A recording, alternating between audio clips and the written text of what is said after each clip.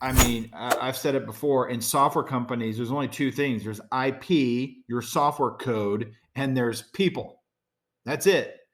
And the amount of time and money we spend on developing leaders to develop people, to manage people, to lead people, to motivate people, to get along with people, to change our thinking around people is not enough. Have you ever felt that you were a little different? Me too. My father was an ex-Catholic priest who had a PhD in theology, spoke multiple languages, and read a book a day.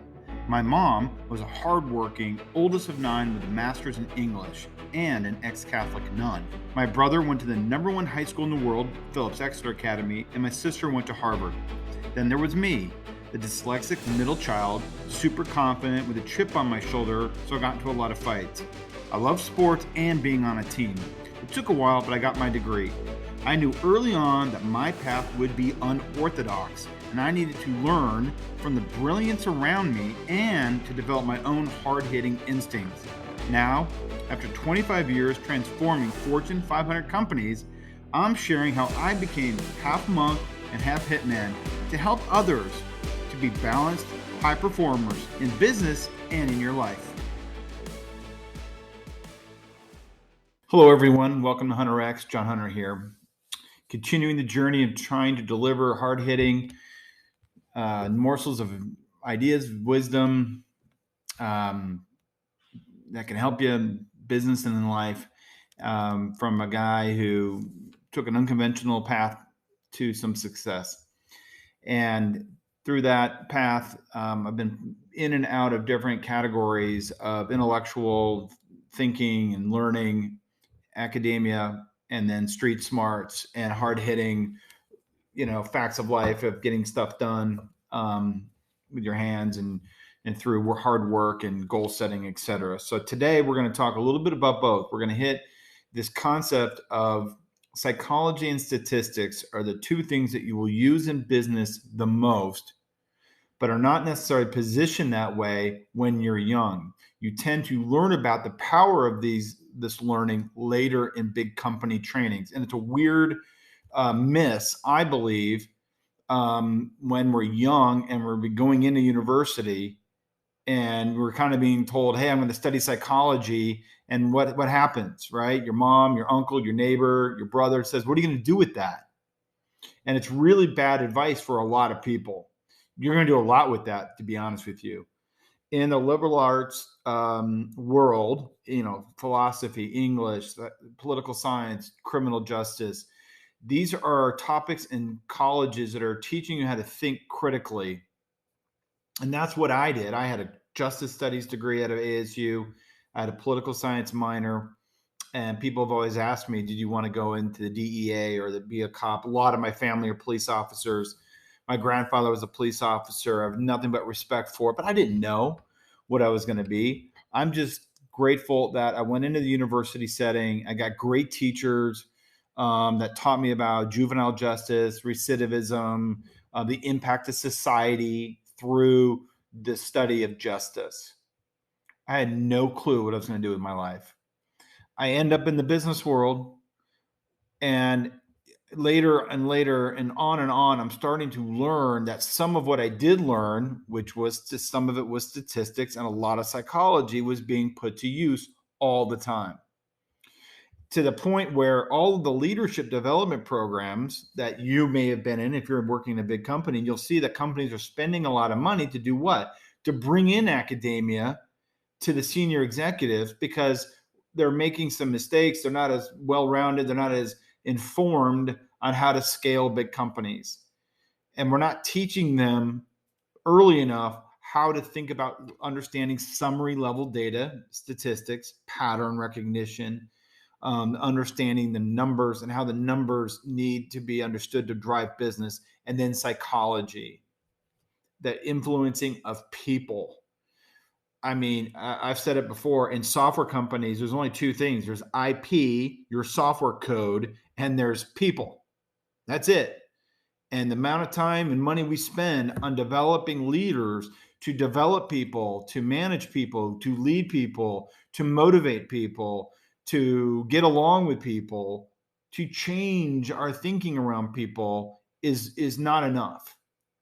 And so I came to this conclusion after a long period of time leading large numbers of people and being trained.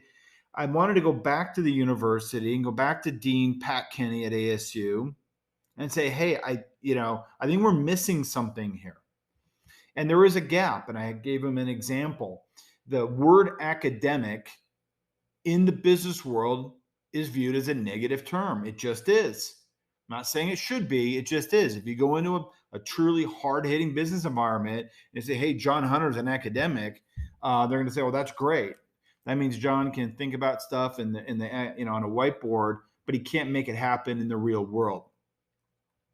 And that's where it's a shame, because we want that hard-hitting business influence early on in these colleges. We don't need to have all of our children and all of our colleagues just get accounting degrees, unless you really want to be an accountant. If you want to be a leader that hires accountants, then we want you to think critically, understand these concepts of psychology and statistics.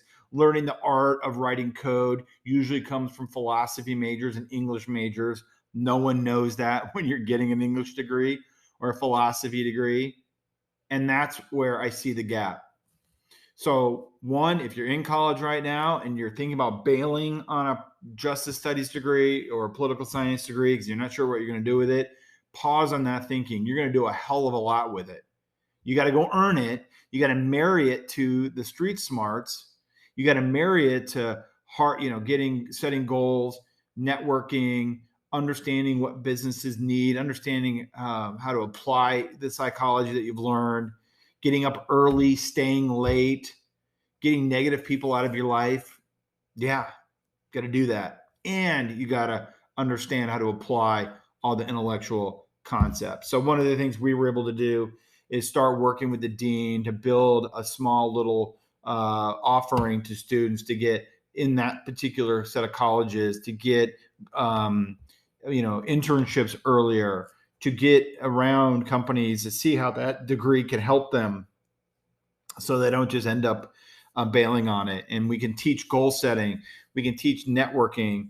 We can teach how to balance your budget and how to understand LinkedIn and these concepts when you're 18, 19, 20, not just, for a month when you're 21, 22, and you're going off into the real world. So this is a real important one. We need to go learn how to think critically. You don't have to just do it in a university. There's a bunch of other ways you can do this, but get your degree or go do something in your life that teaches you how to think out of the box.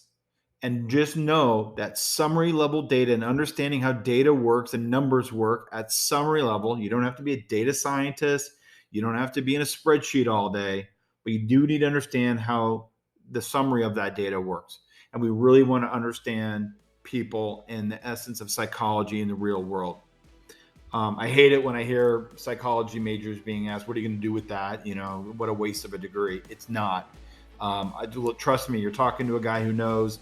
I use psychology and what I learned at ASU every single day in the business world, way more than understanding anything else.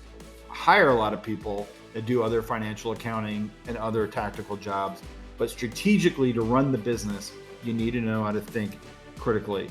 So there is a combination of street smarts and book smarts that comes together to make you a great business leader. Keep working on both of them. Remember, it is a long-term game. What you learn in college will come out in your business life. Just be patient with it. So that's the morsel for today. That's HunterX. I'll see you next time. Go out there and make a difference. Bye-bye.